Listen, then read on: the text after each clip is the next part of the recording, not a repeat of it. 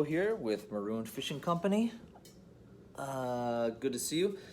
I'm here today because I wanted to share with you one of our greatest trade secrets. It's not probably much of a secret, but it's something fun that we do to customize our customers' corks on our fishing rods, and that is to burn it. We take a soldering iron and we'll burn your initials. We burn our company logo into the cork, and it's just a real neat way to personalize a rod for somebody. So it's pretty simple. You need a printer, you need a paintbrush, like a little art paintbrush, and some isopropyl alcohol, probably some tape. You're gonna have to center it in the cork, and I'm not gonna go over how to do that today, but if you want to, you can leave some comments in the comments section, and if you want me to go over how to center it and all that, I will. But I'm just gonna show you the basics of how to do it. So, get yourself a piece of cork, okay? A lot of cork these days is not the highest in quality, so whatever cork you're working with, you're gonna have some filler. You're gonna see when you try to burn it that the filler is gonna be a little harder to burn. You're gonna have to spend a little more time on there, but you'll get better as you go. So what you're gonna do today, we're making a rod for a gentleman whose initials are PAK. So you're gonna take your printer, you use Illustrator, but I'm sure there's other programs that you could use. You typed up PAK, and I printed it out the size that I wanted it. But the trick to it is to do a mirror image. You'll have to flip it backwards, okay? I just wanted to show you what I meant by typing out the letters backwards. So I originally had these straight, but then I used on Illustrator the mirror or the reflect tool, and you can flip them back. And that's how you get them to be a mirror image, okay? That's what I mean. I don't know if everybody has Illustrator, but I'm sure there are tons of programs to where you can do this. I'm not the most computer savvy. You guys probably know a bunch more than I do, but that's what I'm talking about. So you want to print it out. This is how I typed it originally. You want to print it out as a mirror image. So when you lay the paper onto the cork, it is the right way. You gotta play with it, but there you go. You're gonna have it flip backwards, so when you put it on the cork, it goes the right way.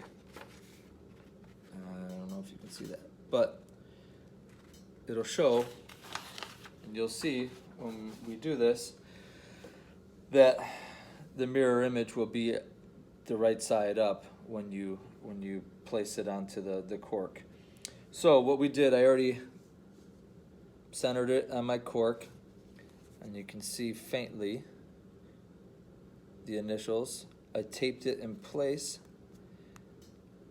where I wanted it, right in the middle, and now I am ready to put it on there. So all you need to do is take your little paintbrush, dip it in the isopropyl alcohol. Don't want to get it too wet because then it gets the paper soggy, but then you just spread it onto your regular printer paper like so. It gets wet, but you'll start being able to see the letters through it.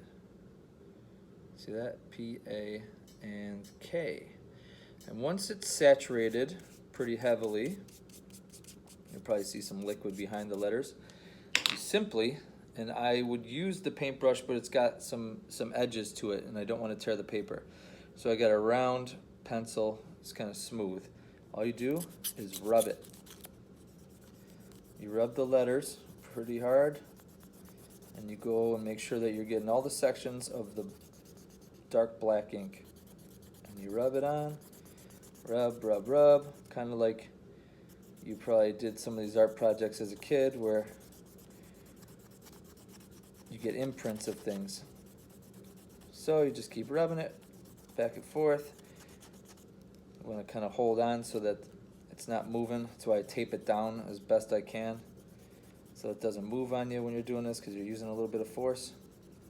And then, once you feel like you've done enough, it gets a little wrinkled up, but you get the general idea of how to do it. Take off your tape, and underneath you will see a beautiful imprint of what you want to put on your cork. Now, you just take your soldering iron and you trace over that. Got to get it nice and hot, and I will make another video showing me burning the cork. But pretty simple, folks, and you can do some real cool stuff.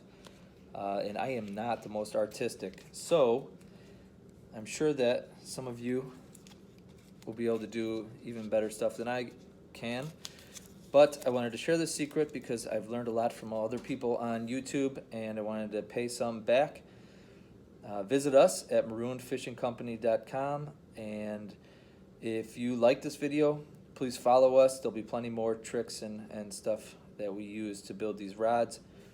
If you don't want to build your own rod, we'd be happy to build it for you. But fish on, guys. Take care, and I'll see you in the next video.